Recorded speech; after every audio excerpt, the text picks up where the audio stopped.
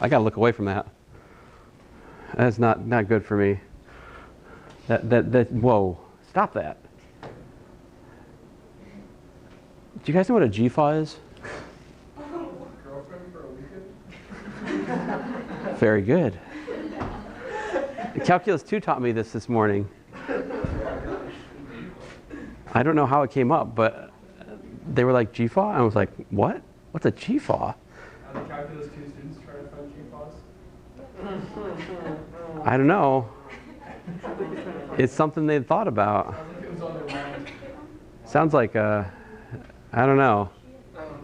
I think you could. I think they got jail sentences for that. I don't know. I mean, it goes too far. Anyway, oh, so again, the answer to most things is you factor, and then group like terms. So you've got critical numbers 0, -4, and 4. This is prime, so nothing really happens from that. And I plug in a couple points, like 5 and 2. I get negative, I get positive.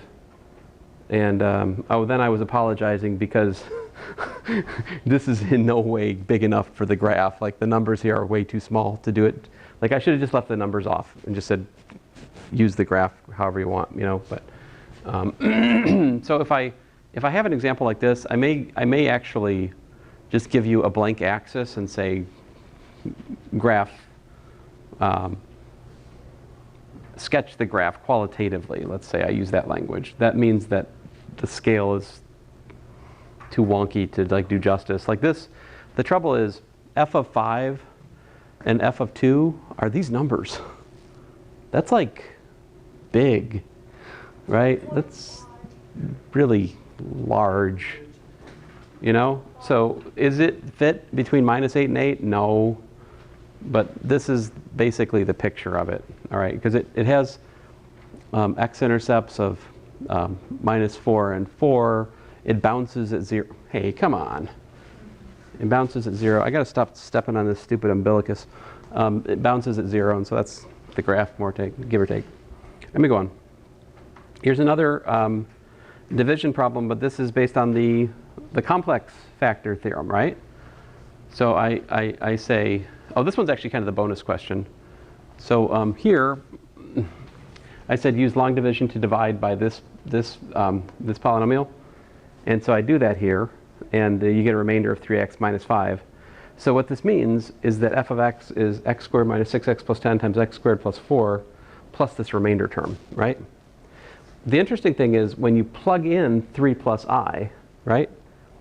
That is the number which makes this 0.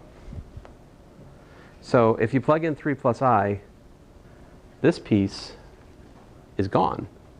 So to calculate f of 3 plus I, all you have to do is plug 3 plus I into the remainder term. Now, what would the other way to calculate f of 3 plus I be?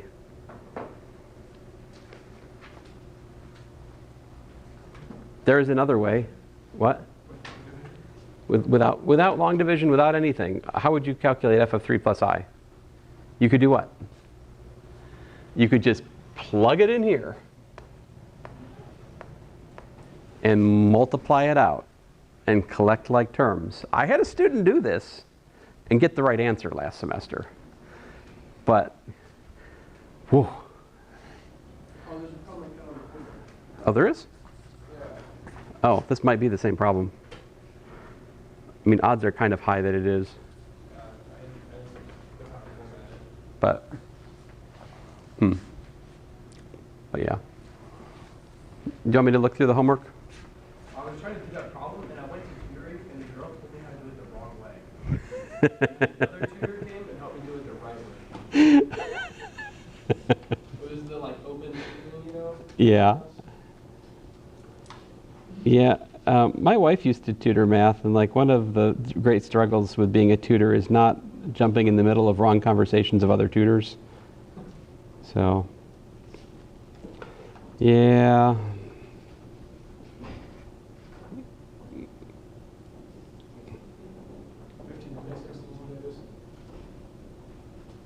Yeah, I think that's the same problem. Is it plus 35? Yeah. Oh yeah, she told me to plug in 3 plus I everywhere there's an X, and then I got 0. And then the other guy, and then she's like, oh, well I don't know what to do. And then the other tutor comes over and he's like, yeah, of course that's a 0. That's what they gave you. And I was like, so I just proved the question? He's like, yeah.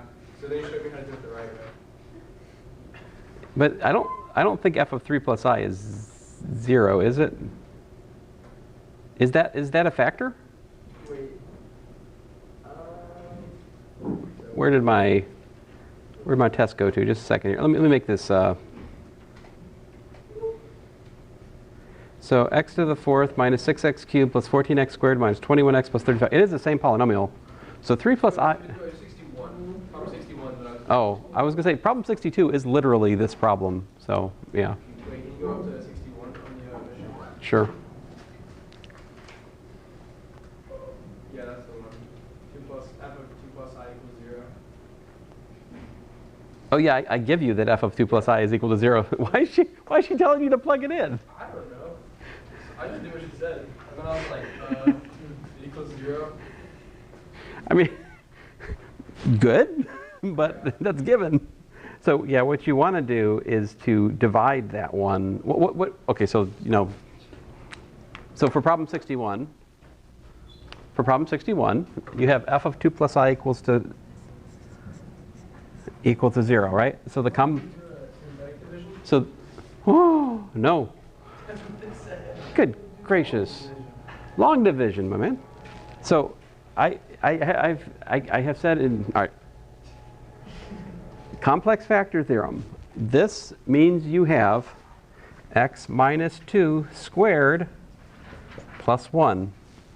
So here I identify alpha equals to 2, beta equals to 1 for the complex factor theorem, which means you can divide it by x squared minus 4x plus 5. This will be a factor of that polynomial. So divide that into the given quartic or quintic.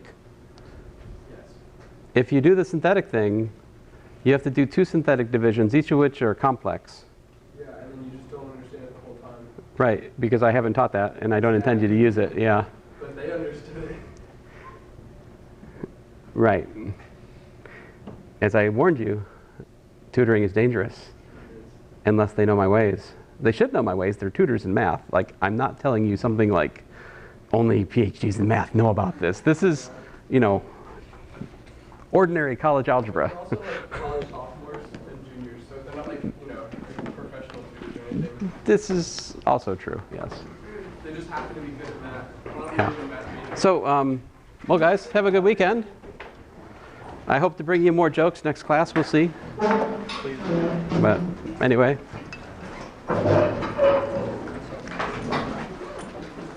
I feel like there was...